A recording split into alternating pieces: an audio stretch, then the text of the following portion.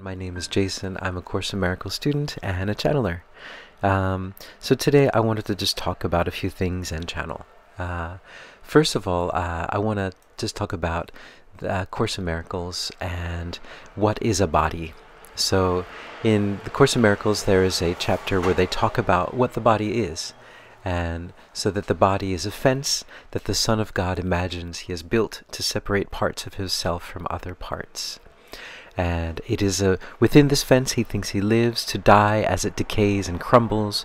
For within this fence he thinks that he is safe from love. Identifying with his safety, he regards himself as what safety is. How else could he be certain he remains within the body, keeping love outside? And then, let's see. You will identify with what you think will make you safe. Whatever it may be, you will believe that it is one with you. Your safety lies in truth and not in lies. Love is your safety. Fear does not exist. Identify with love and you're safe. Identify with love and you're home. Identify with love and you find yourself. So, and I just wanted to, just start with that really quick. So the idea that we identify with our bodies, but we are not our bodies. But when we use our eyes to see outside, we see that we're all separate. But then when we close our eyes, we can come into connection with Source. And I find, for me, whenever I do these, the Course in Miracles meditations, I find that within about a few minutes of getting into the meditation, I can connect with that Source energy, and I just feel this feeling of love, and it's like an explosion of love for everything, and a feeling of peace, and a feeling that a knowledge, a knowing that all of these things that are happening around me are not me, and it's not a part of me. I'm already home, and that I'm just here having these experiences, bringing the light, as we all are, bringing our light here. And so I just think it's a very, very powerful meditation, so I really recommend it. And so that ties in with, so recently, what's happening in the news, which I have stopped following. I deleted my Twitter account because I found that every time I would look at it, it would lower my frequency. And while there's a lot of information, and it's a very good tool for using your discernment of trying to figure out what is right and what is really happening, it is also it can really lower your frequency. And so yeah, and I think what's going on now in the world, in the Middle East, is it's a very sensitive topic. That's always been a very sensitive topic, and that has been created and made to be even more sensitive. And the way what it is used for is to keep us apart, and to make us choose sides, and to make us fight with each other. And so I think that is what is being blown up. And when I looked at Twitter, that's what so today I just kind of looked at Twitter a little bit, and I thought, wow, I didn't realize how powerful this all was, that energy. And so yeah, so instead of choosing a side, we should just choose the side of love. And also understand another Course in Miracles idea is that we don't know what anything is for. I don't know what's really going on, or what anything that is going on is for, and so I cannot judge it. I can't jump into that and judge it. I don't know what it is. I don't understand it. But what I do know and what I do understand is that love is the side that I'm on, and love is the most important thing that there is. And that's all I know.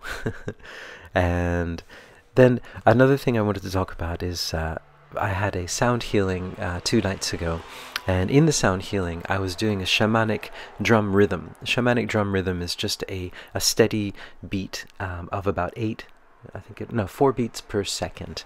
So it's like a doom doom doom doom doom doom doom doom doom doom doom doom doom kind of sound. And I've been finding recently it's a really, really powerful rhythm.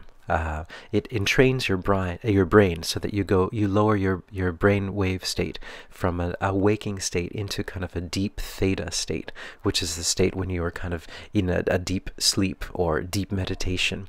And it works so well.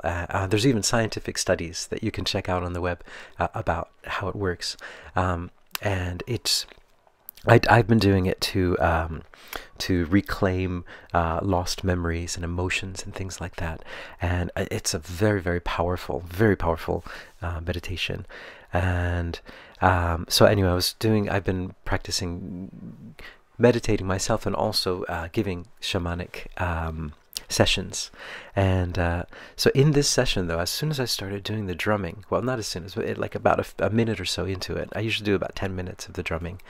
And so in like a few minutes in, I felt this kind of release, this feeling of release. And then I looked up, and there weren't many people in the sound bath. There were just a few people.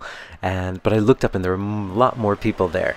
And it was really surprising. I couldn't really see them, but I could sense their presence.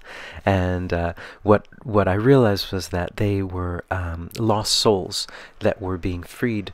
There's a shrine that's close by, an ancient shrine that I talk about in my dragon book. And there are souls that were sealed there. They came to my sound bath to be freed, and so it was just a really wonderful. By the end of the sound bath, it was just this explosion of energy, this wonderful feeling. And so I just wanted to talk about that and just the power of this shamanic drumming. I really recommend it. And yes, so that's what I wanted to talk about overall. And so I'll just go into a channeling and see what they have to say.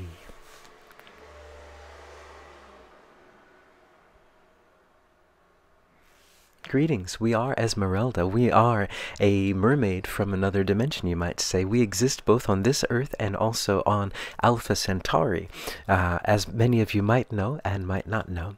And we come to this being today. We come to all of you to speak to you, to tell you about the love that's on your planet, about the love that's inside of you, and that you are all on this amazing path, and that you're reaching new heights.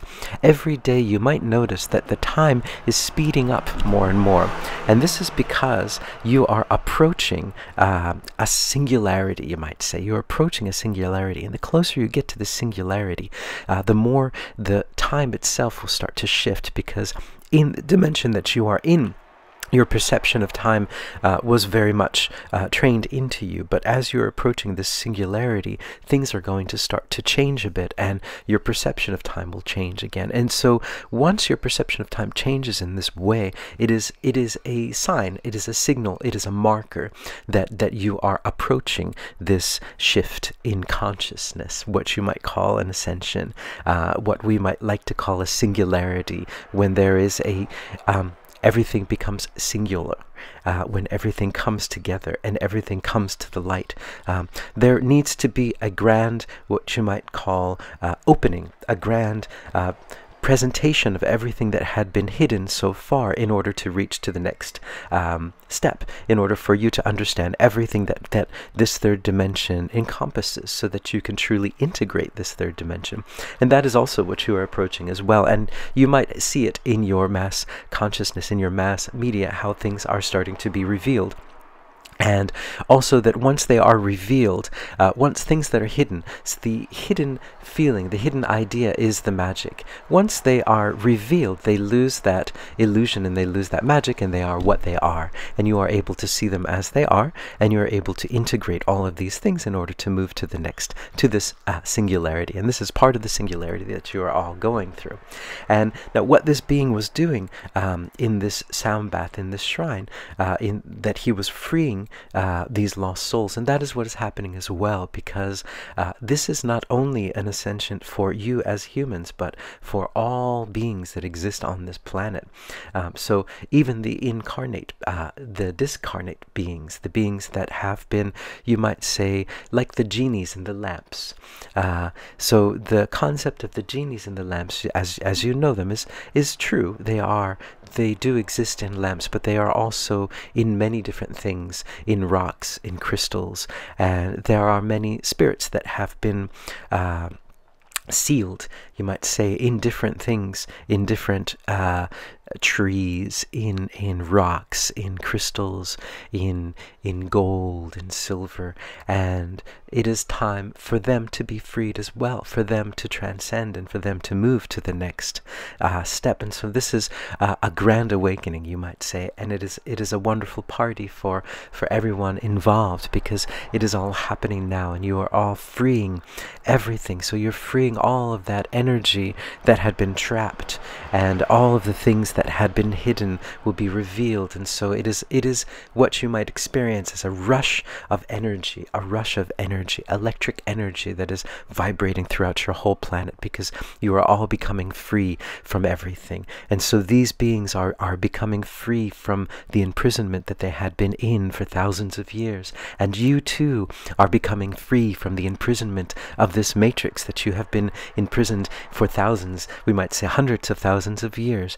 And so it is a grand awakening, and it is a wonderful party, a celebration for all of you, because you are awakening and realizing. So the genie in the lamp is realizing that he can leave the lamp, and you are realizing that you can leave this matrix, that you do not have to believe in it anymore, that it cannot hold you down, because you are amazing creators. You have so much power beyond your imagination, and you can create whatever you would like to create on this earth. And you're realizing that, and you're looking beyond this matrix, and the matrix is looking back at you and trying desperately to hold on to you, desperately to keep you in this matrix. And the way they do that is through fear, and fear is the main tool that they use. So through fear and hiding things, and so the fear is being pumped up more and more and more.